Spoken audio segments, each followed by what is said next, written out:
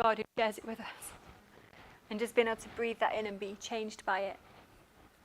And I was saying that at the beginning that Psalm 143:8 is where I think God wants us to rest and to inhabit today. Let the dawning day bring me revelation of your tender, unfailing love. Give me light for my path and teach me, for I trust in you.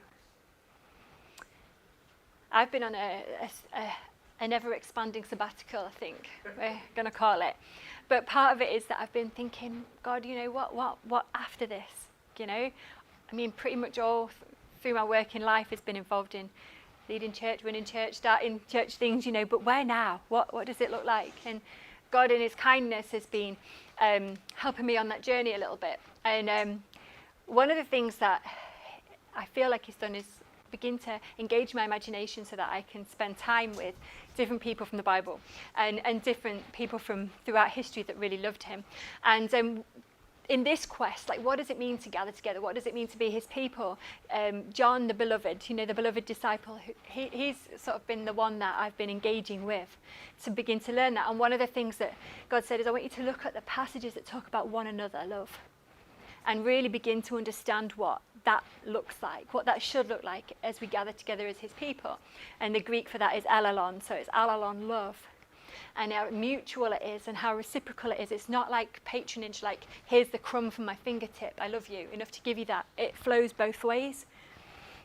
And I don't want to particularly talk about this morning, but actually then as I was thinking about Easter and what does Easter mean and how should I engage with it this year, you know? I just felt like it was John the Beloved who said, actually, you know, love is company. Even if your love language isn't quality time, if that isn't your main love language, still, if someone doesn't want to spend time with you and doesn't enjoy your company, it's an indication that perhaps the love isn't really real, do you know? And actually that God longs for our company. And he longs for our company this Easter. And so I felt like God said, you know, like, just come and spend time with Jesus at the tomb before the girls get there this morning. You know, when he came out of the tomb, whatever happened, we don't know. You know, did he suddenly realise he was back in his body after being busy all Saturday? I don't know. I don't know what that was like. But just that moment where, I guess for him, it was that, okay, I've done what I needed to do. Or what was it? I don't know. You know, but just to sit with him there and spend some time with him there. Because one of the things that John the Beloved, as I call him, has been challenging me on is that quite often I start at the second half of this prayer. Give me light for my path and teach me, you know, show me where I should go, what I should be doing, what I should be. And he's like, it didn't start there. It starts, let the dawning day bring me revelation of your tender, unfailing love, you know. And if you haven't got hold of that bit yet, which I'm still getting hold of, wait a while to move on to this bit. Just wait a while. So I wondered if together this morning we could keep company with Jesus outside the tomb or inside the tomb or as he was coming out of the tomb before the girls get there and just sit in that it's actually done, it's actually finished and what that means. And that's where I started thinking about and hearing again that quote from Paul, that not shifting from the hope of the gospel that you heard, that I heard, which has been proclaimed in all creation under heaven. Yeah. I don't know about you, but I grew up in a church where there was this great sense of urgency of like, unless you get the gospel to the ends of the earth, you know, it's not going to happen. It's your job. It's your response. But Paul says, the gospel has been proclaimed in all creation under heaven. So we can rest there and we can keep company with Jesus there and listen to him. It's so big, isn't it?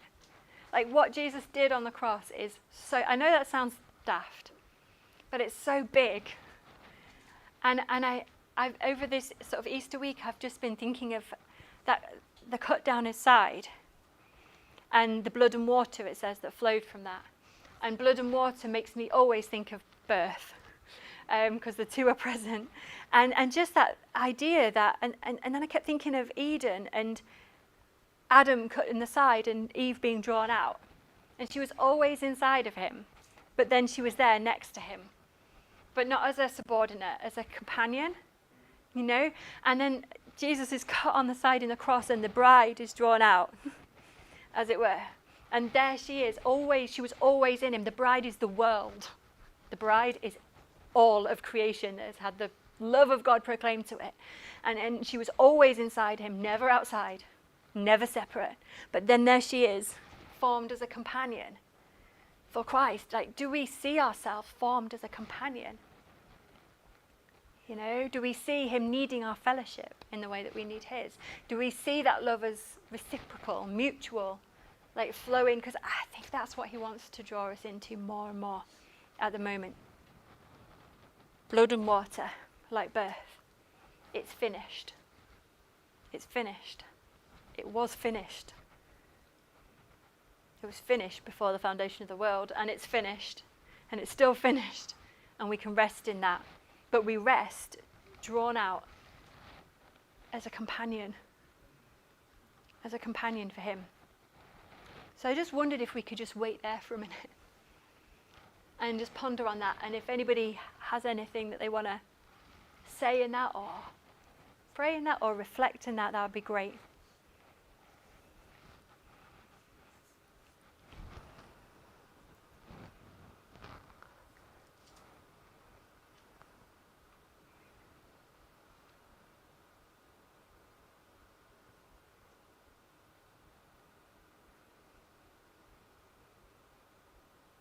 Jesus, I love to grapple with this idea, because it still seems so strange to me in some ways, that you would want me to sit outside that tomb with you in those early moments before anybody else got there, and fellowship with you. Marvel at what you've accomplished and who you are.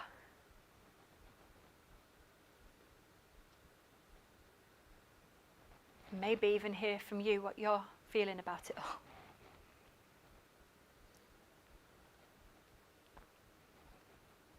Jesus, help us to be present with you.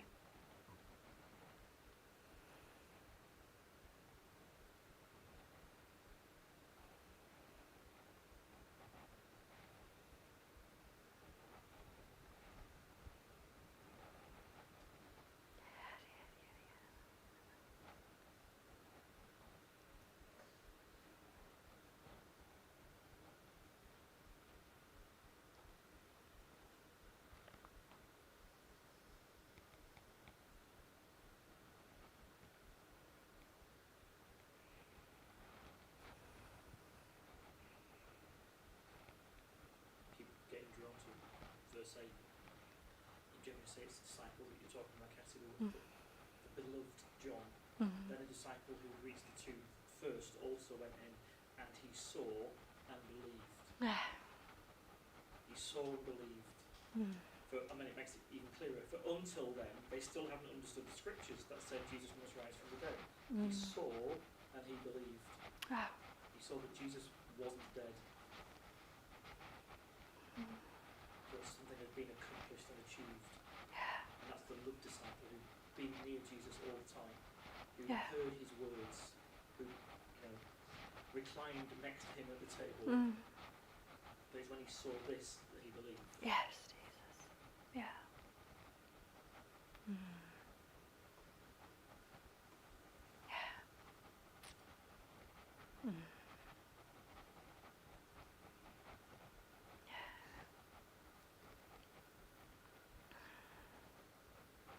I love that there's no judgment in that. You know, there's no like, oh, if he was really that beloved, why didn't he get it? Do you know? It's all right. It's all right. You needed to see. It's okay. Yeah. Yeah. I was thinking about Jesus actually physically coming out of the tomb, and it suddenly dawned on me, like, obviously he could walk through walls, like the post-resurrected Jesus could walk through walls, so surely like a tomb stone, Yeah. a big deal for him. He could have walked through it. So then I was like, well, Jesus, why did the tomb get rolled away? And he was like, I did that so you would know how the tomb was empty. And it just struck me like how much he shows us things, not because he has to do it, but because he knows that's the way we understand. Yeah. Mm.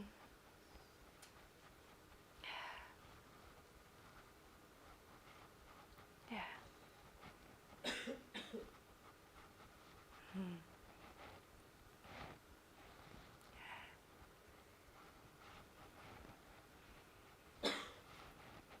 Yeah.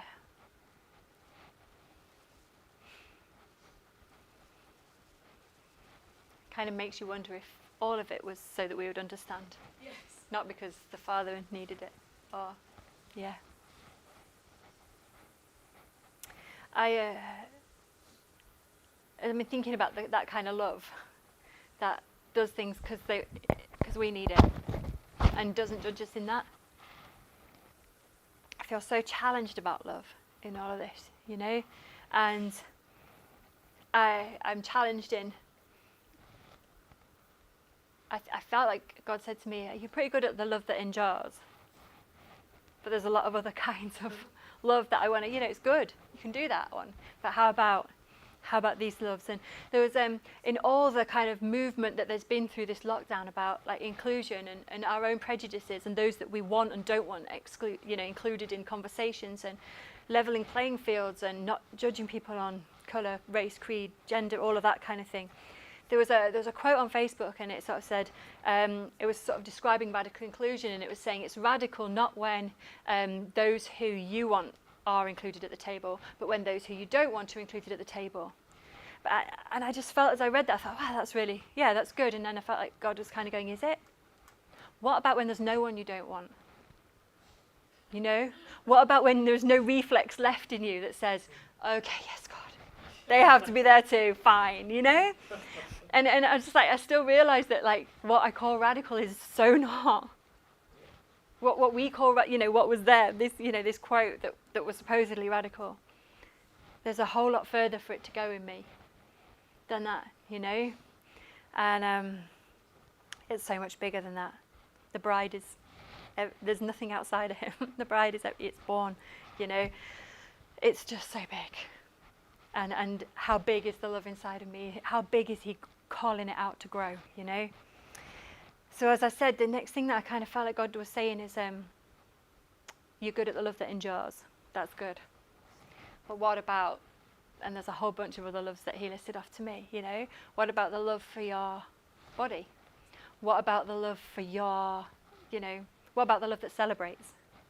What about the love? It's multifaceted, and there was no judgment in that. When God said that to me, there was no, well, yeah, you're all right at that, but it was like, come on, I'm calling you into something so much bigger. So I just felt like this, as we fellowship with him, as we sit with him, maybe he wants to say something to us, each of us individually this morning. So this is just for us to sit and just say, okay, God, what love are you wanting me to inhabit, engage with, learn about, grow in right now, and he might say, I want you to start to love. I think it was a quote from a yoga teacher that said, I'm just a belly standing in front of a soul asking you to love me, kind of thing. Look, here we are. Maybe he's asking us to engage with that a little bit more. Maybe he's asking us to engage with people a bit more. Whatever. Let's just as we fellowship with him, let's take some time to see perhaps what he says to each of us. And if you want to share that, then that's cool. I felt like God was saying that where you've endured, I want you to move into celebrating better. I want you to be a love that celebrates.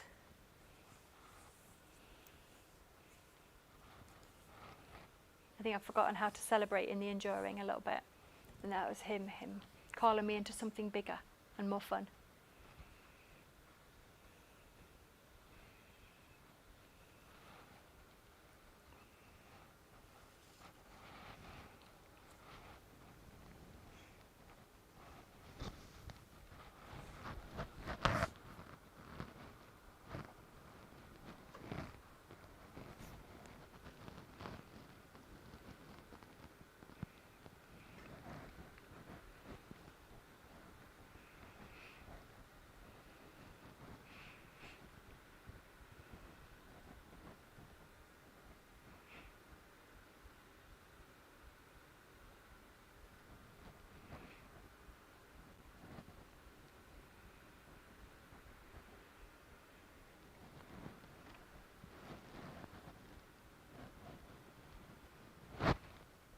Please feel free to share anything at any point. I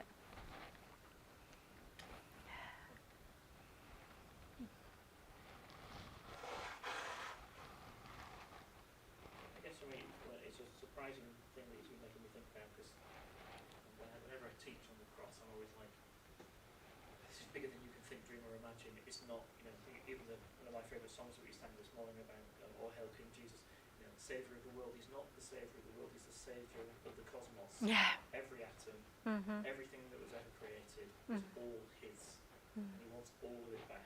He doesn't pay for a bit of it, he pays for all of it. And I teach that, and then I heard the Lord say to me, how much love do you show for my planet? Yeah. Because I'm not a great eco or whatever. But I really felt him saying to me, but you say I paid for all of creation, but do you care for it then? Yeah. I'm like, no, grief. Yeah. Come on, that's not like my thing.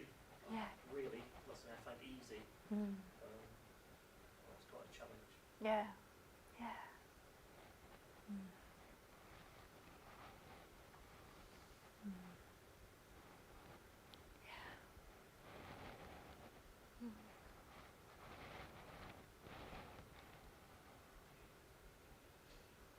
It's just such a beautiful thing that actually it's not about striving, it's just that the more we engage with the more we become love. We become what we gaze upon, and all of that kind of thing. It's just such a beautiful invitation, really, all the time. Yeah. So as I was thinking about the Eve being drawn from Adam, and the bride being drawn from Christ, and the way that they were always in there and then yet suddenly there alongside, and how beautiful that is. I was thinking then, that's the sort of macro, big, this is what God has done, but then zooming in and thinking about how Peter was drawn from Simon in the same way. That in some way, engaging with love, he pulled Peter out of Simon. Peter was always there, but he drew him out into and the same with Paul from Saul, and I mean, they're the obvious ones to pick because their name changed in the process, but the same way for anybody that you look at who engaged with love, engaged with Jesus in that way. And I was thinking again, I feel like we're in a place in history, whatever, and that's probably another bunch of conversations, but where there's another drawing out happening, that God is calling us out as individuals and as his people into a kind of new fellowshipping, a new understanding of what it is to be alongside him, understanding what it is to be grown-up kids, not little kids, the ones who will sit outside the tomb next to him as well as worship at his feet under him, and I was thinking about that, like who is it that he's calling me into being at the moment? Like, what is it that he's drawing out of me? Where is it that he's maturing me to being the son that all creation is waiting for? Into the full stature of what he wants, not waiting for that or thinking that comes through striving, but where is it just that he's drawing it out of me? And that got me thinking about the passage. I know it gets talked about a lot. It said we will do greater things than Jesus will do. And I was like, well, what did Jesus do? I mean, you could list off miracles or whatever, but essentially what Jesus did is what he saw the Father doing. So our greater things come out of that fellowship, don't they? The walking with. In that same way, there's no greater thing to do than to join in what the Father's doing, to walk and to fellowship with him. And so, I wondered if there's anything people want to share about where is it that you see kind of God pulling you out into pulling out of you drawing out of you who he has created you to be, who he's seen in you, that's always been there, but that is in some way then more formed, more mature, distinct from him, but walking alongside. Has anyone got kind of a sense of that inside themselves? Yeah. What's that been like for you? I just feel like when you say what love is it is drawing from us, Yeah. I feel it's an adult love. Yeah. And it's a healed thing. Yeah. Sort of not broken, not childlike, Wow. but growing. Yeah. Makes sense. Yeah. We don't have that many examples of that, do we, around in the world, you know? What it is to be a grown-up. Yeah.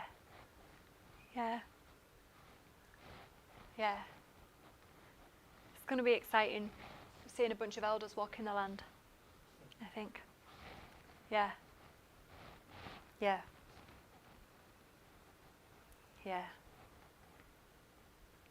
So I do think this is the greater thing that God is calling us into, is to understand our the mutuality, the genuineness of the friendship that we have with Him as friends, as you don't proper equals, And I know we're not equals in some ways. In some ways, they'll always be there, but also that's how seriously He takes us as people. Taken seriously, celebrated, company desired. It's reciprocal. We might have things that we want to say to Him and He might listen. There's a thought, Yeah. Our friend Jesus, not just the carpenter. Sometimes that's easier to engage with, isn't it? Like I know a lot of people have loved watching Chosen and seeing the humanity of Jesus expressed really beautifully. But He is the man with fire in His eyes too, isn't He? He is the risen Christ. But that risen Christ is the one who also wants to walk in friendship with us. The one with fire in His eyes. And if we really mean what we've been singing, it's the same fire that we have in ours too. And this is the turning of the era, I think, that we're seeing. Like just as there was a turning of an era when that tomb was first opened, I think there's a drawing out of the body of maturity, of fellowship, of friendship, of being adults who can love and walk well, and love well. I really think there's a longing in the heart of the Father for fellowship with us, in that knowing who we are. Let the dawning day bring me revelation of your tender, unfailing love. Tender, unfailing love. How big the tomb. How big what Christ did on the cross. How big it is when it says it is finished. How big the love of God is. How big is its capacity to change who I am into who I've always been. And what the table would look like then. Yeah. Because I feel like this massive sense of shift, of beginning shift. Oh, it's been beginning for quite a long time, I think. But I feel like we're getting into it more. I feel again the sense of like He's inviting us into a wait. Like He did with the disciples, it was finished. And like you said about John the Beloved, he actually got it. That there's that's what he was talking about. But still they had to wait, didn't they? And they waited and they kind of pondered these things. And so I think after this Easter, I feel, I know if we kind of follow the church calendar, we might do it every year, but more than ever, I think He's saying, there's no rush, but just come close, wait with me. And let me begin to let these things well up in you of what I really want to do on the earth. And what love wants to do through you and through me on the earth. Let's wait. Is there anything that on anyone's mind? Yeah. Yeah, a lot of what you've been saying recently. I've been fasting and praying for the past 2 years. I was praying yesterday. I know I'm on a bit of a path at the moment, I'm leading an alpha course, hope to start training for Samaritans in September. But there's still a couple of things that are actually confuse me about what the bigger picture is of where God actually wants me to go and what direction. And I wasn't expecting to give me an overall answer. Alright, you didn't. But what he did is, he gave me a picture of me like a fighter pilot. But a fighter pilot on a rescue mission. What that means, I don't know. God will reveal that later He says at the moment you're in training, Yeah. which goes on with the waiting. Yeah. Yeah. Yeah. So Yeah. that's Yeah, that's brilliant. so it were pretty much. Yeah. Yeah. Yeah. Because everything comes out of that. I mean, waiting is fellowship, isn't it? You're not waiting on your own, you're waiting with. Yeah. Yeah. And everything comes out of that, you know? Yeah. Yeah. I mean, this is another topic again, but I was struck again by like the days in Genesis, you know, it says like there was evening, so we rest first, then there's morning and the first day, you know, so we rest and then we work. And then just the fact that there wasn't that pattern on the Sabbath. You know, there was no evening, remember, it was just rest. It's just rest. And that's the place we're all being drawn into, isn't it? Yeah. And out of that, yeah, we'll go on. Whatever missions he sends us on. Whatever adventures we have with him. Yeah. Yeah, I was thinking about John, and yes, what Stuart said is right, that he did believe, but he still didn't really get it, did he? No. Because he's still, like, a few chapters later, he's huddled in a room scared with the rest of the stories.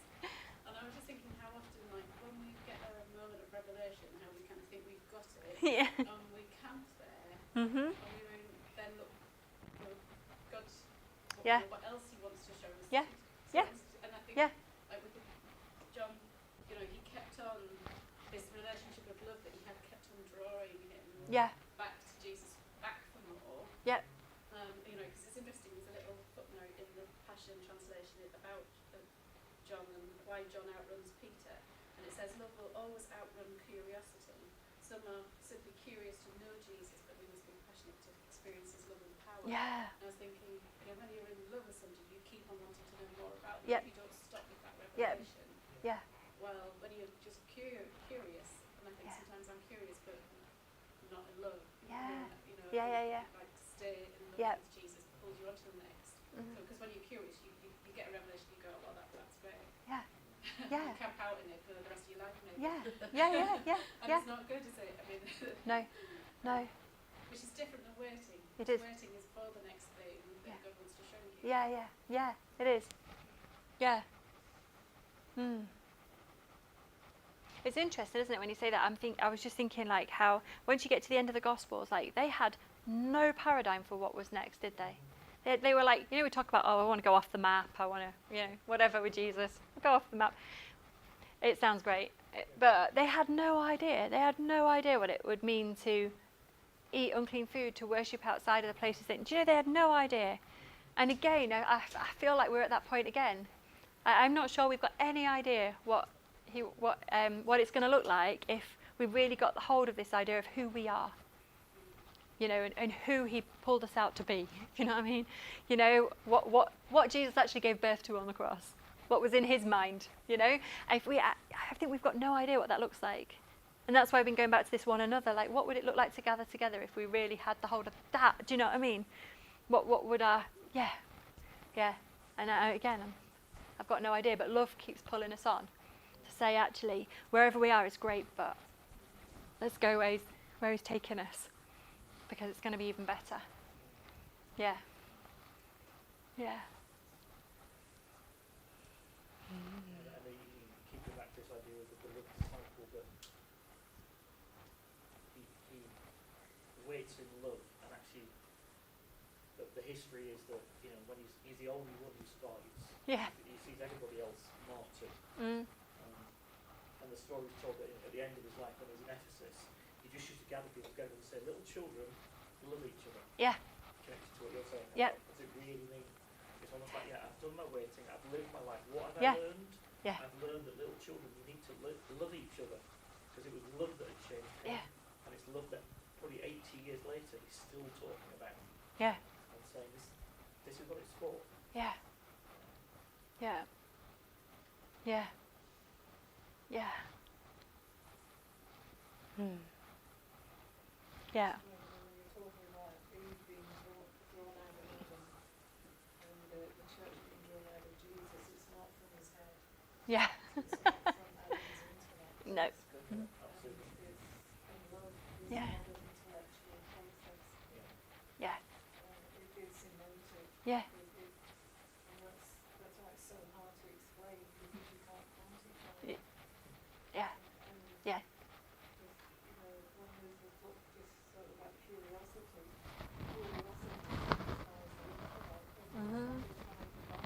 Yeah. But curiosity doesn't satisfy impatience. Yeah. Yeah. Because it goes deeper. Yeah. It's inexplicable. Yeah. Yet it's explicable. Yeah. Yeah. Yeah. And the only way it's explained is Jesus. Yeah. Because he's the only one that fits Mhm. what love is, who love is. Yeah. Yeah. Yeah. And it's an interesting time we've been at where we've been sort of so separate from each other, where you talk about love being expressed in fellowship and celebration of each other and all that. Well, everyone's been starved for that, so and here's a time that we can show, in just seeking each other out, in listening to people's stories and of what the last year has been like for them. There's such an opportunity to demonstrate the fellowship of love at this point, isn't there? Yeah. Maybe we could just do that. God is love, or never go either of them. Maybe we could just worship for a minute and just let. Yeah. Knock yourself out. Are we all right for time? I have no idea what. Yeah. Cool. Oh, that's cool. Maybe we could just just spend some time pondering these things, or And I think celebrating the love, I think God celebrates the love that he sees in each of us. The love for him that draws us here together. The love for each other that does that, do you know? I think he celebrates what he finds in us. He celebrates what he finds, not the lack of what he finds, do you know? Because he knows what he's calling us and growing in us. Yeah.